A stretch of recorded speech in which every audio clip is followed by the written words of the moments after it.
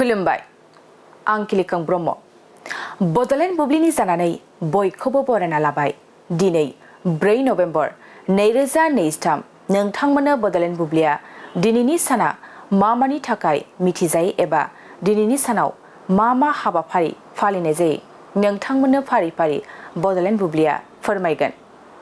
दिनैनि सानखौ बुहुमनां नुम्बाद सान एबा वर्ल्ड नुम्बाद डे महरै फालिनाय जायो। बे सानखौ सोनाबारि अस्ट्रेलियानि रुजुजायै आहार सोबग्रा आइकनखौ फालिनो आरो सुबुंफोरखौ एबा हारिसाफोरखौ संरैखा खालामनो थाखाय राहा लानो थुलुंगा होनायनि सान महरै गायसननाय जादोंमोन।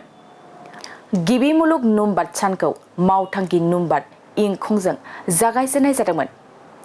बेनि अनगायैबो दिनैनि सानावनो national candy day, use your common sense day आरो नेशनेल भिजन डे महरैबो फालिनाय जायो। नोंथांमोननो बडलेण्ड बुब्लिया दिनैनि सानाव मा हाबाफारिजों मिथिजायो आरो मा हाबाफारिखौ फालिनाय जायो फोरमायबाय। गोजोन्थों।